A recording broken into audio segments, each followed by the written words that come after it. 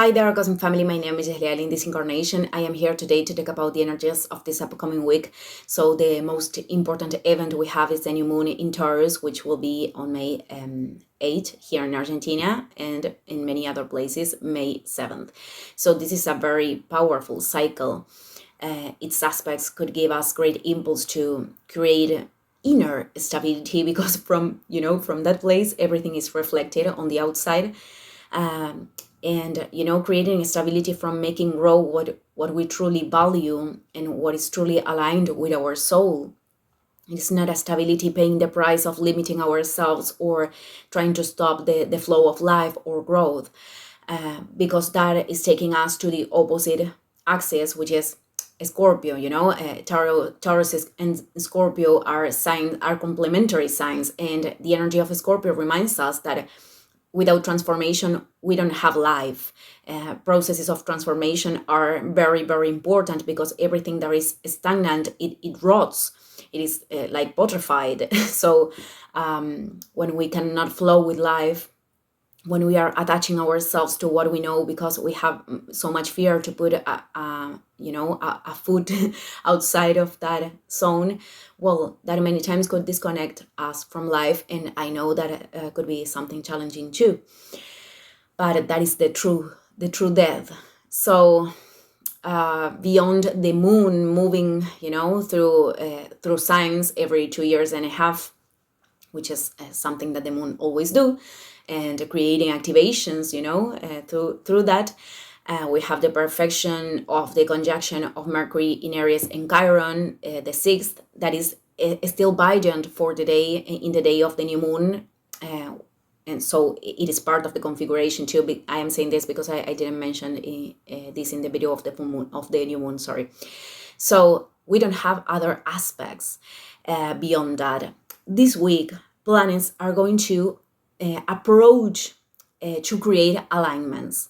For example, the sun is approaching Uranus. The new moon, it is given with the sun and the moon united in the degree 18. And Uranus is in the degree 22. So the sun is going to approach Uranus, and this is going to be perfected the next week, but we are going to feel it the whole week, and it is an extension of this beginning of a cycle, which represents the new moon. So this energy is about a sudden change, download of information,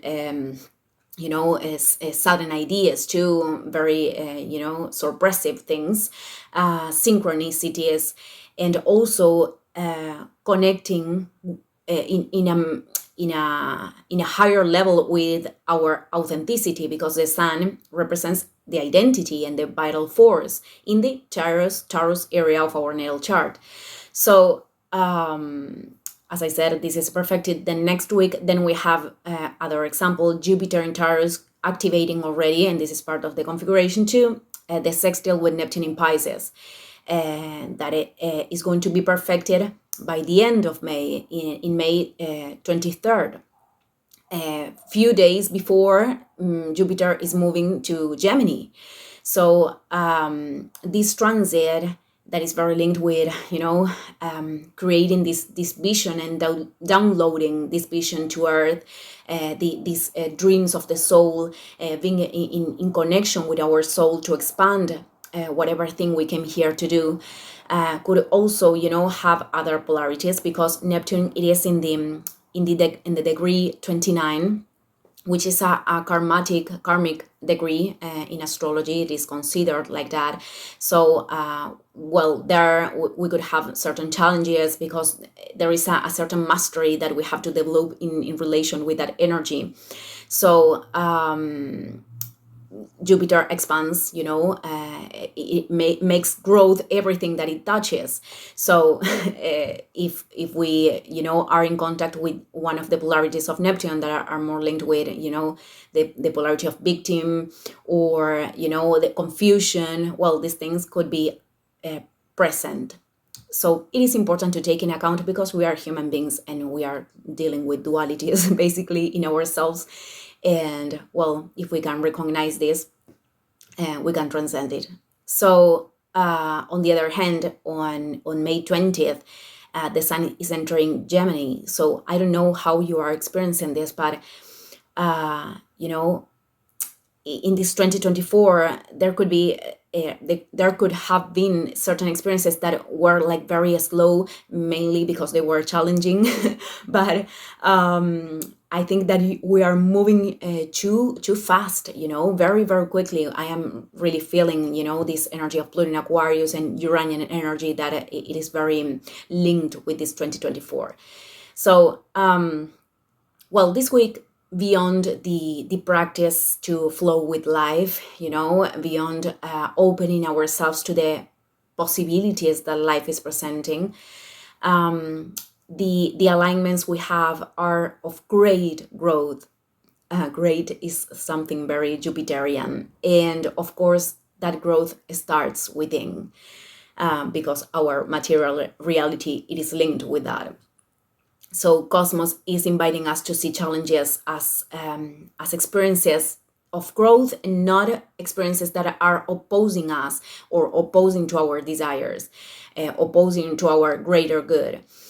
Because the same consciousness that inhabits in us and that inhabits in everything, cannot be in an opposition. There's no two wheels, but well, many times our ego makes us believe that. And we all, go through challenging phases, phases more challenging than others. And pain, as I said yesterday with Chiron present, is part of this experience, is part of the path. But also, those experiences can teach us how to appreciate other aspects of life, how to learn to enjoy, because enjoyment, it is also something that we can cultivate, especially when the mind is giving too much attention to things that are limiting us or that are creating, discomfort inside. I'm not talking about the discomfort of doing something new, the discomfort of limiting beliefs or limiting thoughts. So that is the sign that we need a change of perception, and make that change. It is not always that easy, but it is a labor of recognizing it, and many times a very profound reprogramming. We always do it in the present, but it is about something that comes back, and we have to recognize it once again and to do the labor of changing it. So it is like a muscle that we are training. I put this example the other day, I don't remember in which video.